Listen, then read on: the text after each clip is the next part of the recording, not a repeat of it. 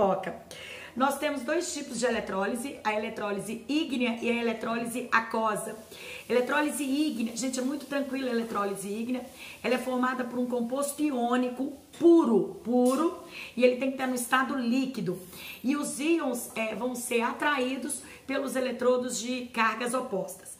Já na eletrólise aquosa, quer dizer que eu tenho composto iônico dissociado ou ácidos ionizados. Então, vou repetir. Compostos iônicos dissociados e ácidos ionizados em presença de água. Então, quer dizer, gente, que eu tenho dois tipos de íon positivo, dois tipos de íons negativos. A gente vai ter uma competição de íons. E a minha dica para vocês é essa. Guardem sempre. Se é uma eletrólise aquosa, quer dizer que sempre eu vou ter água e sempre eu terei H+ e OH-. Então a gente tem que analisar de quem o H+ ganha. H+ sempre ganha de íons da coluna 1A, tá anotando, né? Íons da coluna 2A e o alumínio. H+ sempre ganha. E o OH- sempre ganha de ânions oxigenados. O que é um ânion oxigenado? É um NO3-, SO4-2-, ClO4-. Isso são os ânions oxigenados. São os ânions que têm oxigênio. E o OH- também ganha sempre do flúor. Então aqui eu tenho para vocês, aqui eu tenho um resuminho aqui, ó. Tá mostrando aí, Simone? Tá. Eu vou tirar a foto para vocês. Aqui eu coloquei um resumo de toda a eletroquímica, eu vou disponibilizar, mas eu quero que vocês guardem aí. Toda vez que o H+ ganhar, eu vou ter essa reação aqui, ó. 2H+ mais 2 elétrons, dando 2H2. Então, eu tenho isso aqui, ó. Toda vez que o H+ ganha, e ele ganha, eu já falei com vocês de que íons da coluna A, 2A e do íon alumínio. Se ele ganhou, o 2H+, vai ganhar 2 elétrons e vai virar H2. E quando o OH- ganha, eu tenho essa descarga.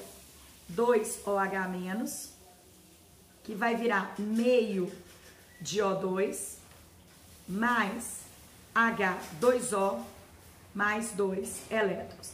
Então, a descarga do OH- é essa daqui, ó. Eu tenho 2 hidroxilas que vão ser convertidas em meio de O2, água e 2 elétrons aqui. Nós temos que guardar isso daqui, tá certo? Tem que ir para a prova sabendo. O ano passado caiu eletrólise aquosa do NaCl na prova. Então você tinha que ter noção dessa eletrólise, de quem ganha, de quem perde.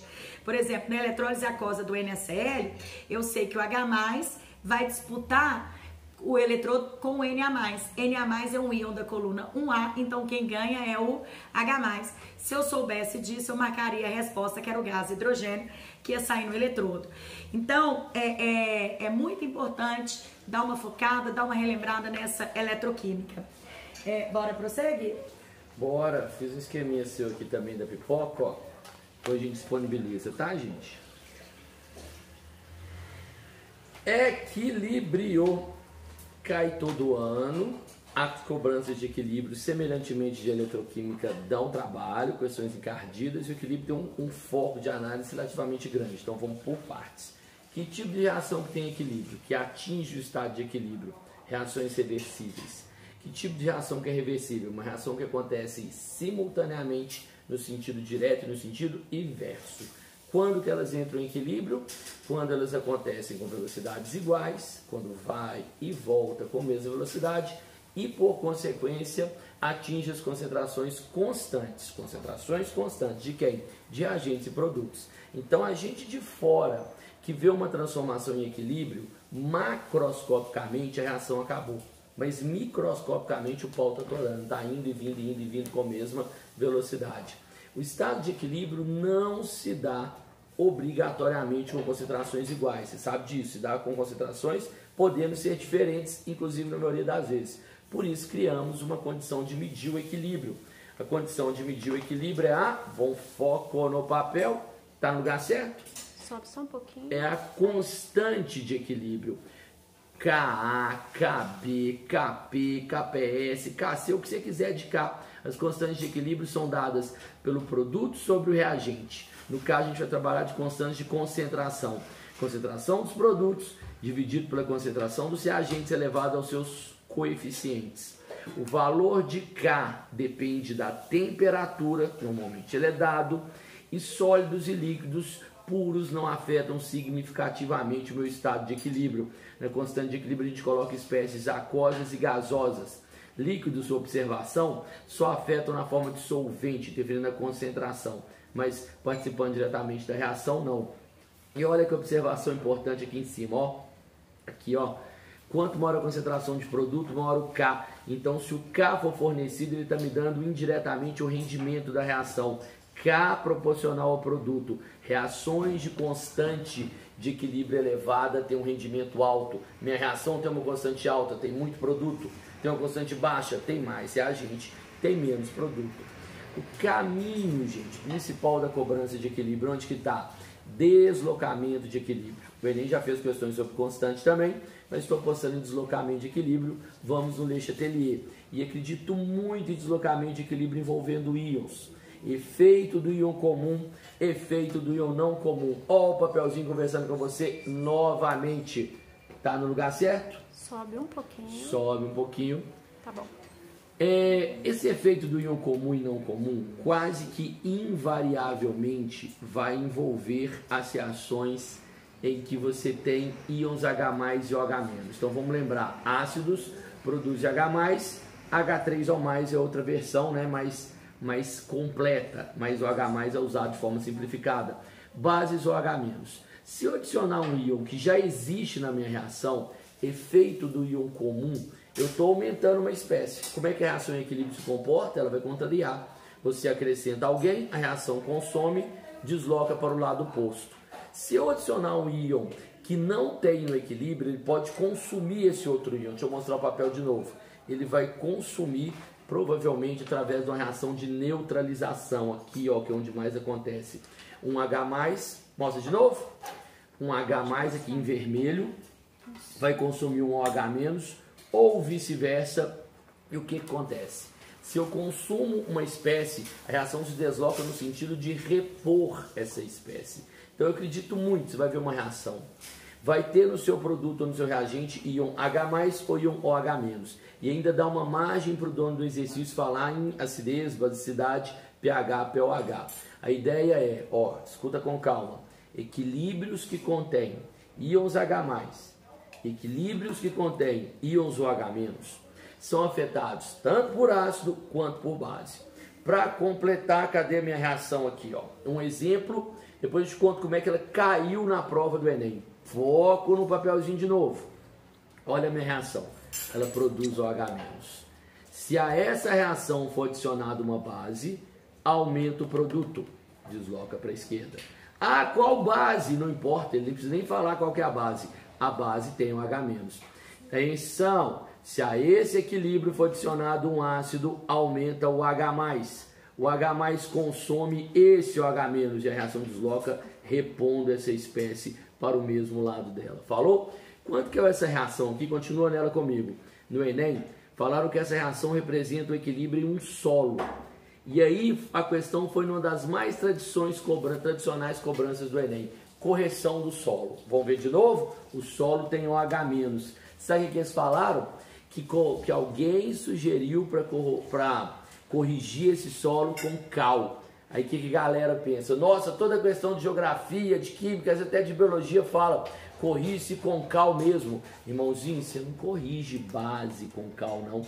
Esse é um específico solo alcalino, não é? Cal, a nossa famosa CaO, corrige solos ácidos. Então, para a questão, não rolava essa correção. Falou? Equilíbrio, Le Chatelier, reação contendo íons H+ ou OH-, adição de ácido ou de base, deslocando o equilíbrio. Amanhã, uma hora dessa, você já viu isso. Bom, só para a gente já ir terminando aqui, né? Queria que vocês focassem aqui. Daqui, Simone? Um pouquinho para cima. Aí. Então, isso daqui são todas as questões que a gente acha... Aí tem 15 questões, né? Aquilo que nós começamos a live falando, que a gente acha que vai ter lá na prova, né?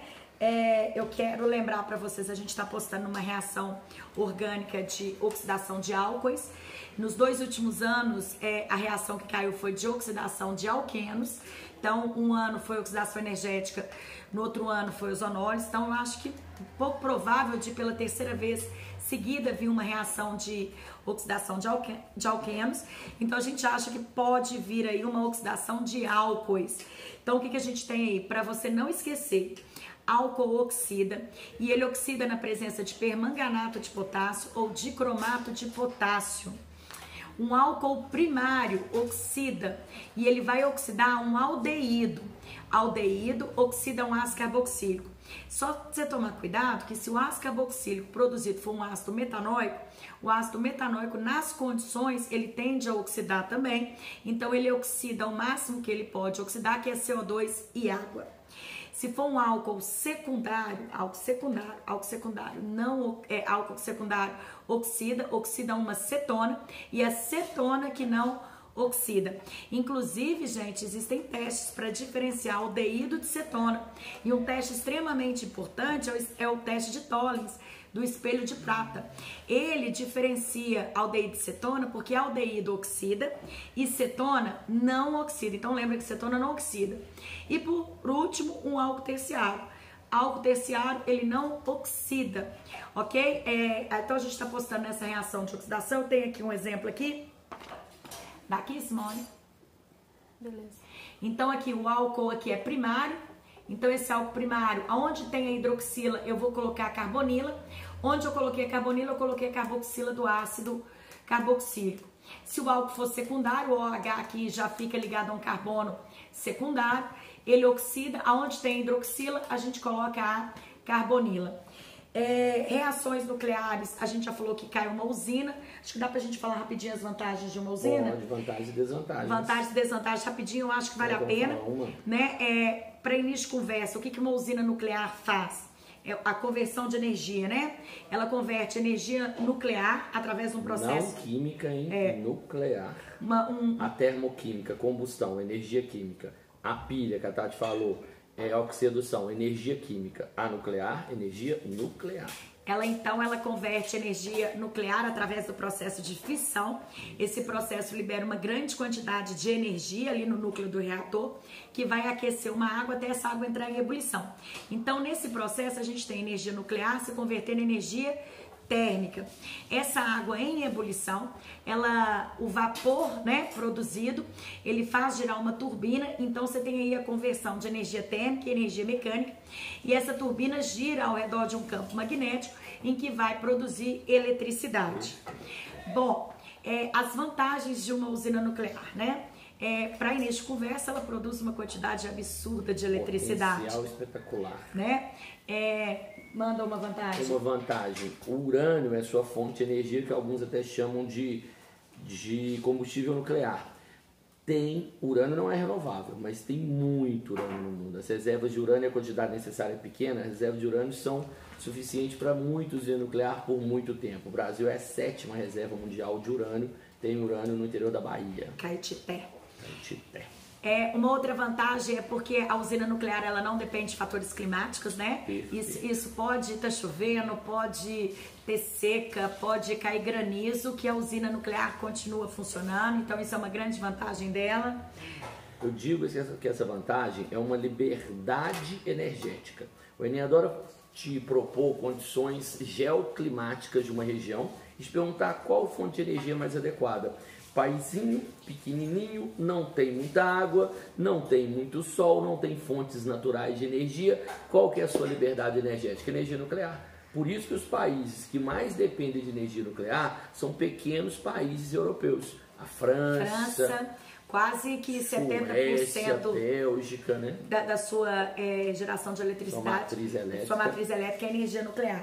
Uma outra vantagem também é porque ela não precisa de grandes áreas, né, para sua implantação, e a quantidade de resíduo, presta atenção no que eu vou falar aqui. A quantidade de resíduo gerado é pequena, Mas cuidado com esse resíduo. E outra coisa também que ela não polui, né? Energia limpa, energia limpa. A energia nuclear é uma energia limpa, ela não gera gases poluentes durante a sua produção. É uma energia limpa, o que não significa que não tenha problemas. Que ela não seja poluente, né? É. Então nós citamos aí algumas vantagens de uma usina nuclear. Agora vamos para as desvantagens? Vamos. Cara, alto custo de projeção, alto custo de implementação, alto custo de manutenção. De matéria-prima também, né? Matéria-prima também, perfeito. Então é uma energia muito cara.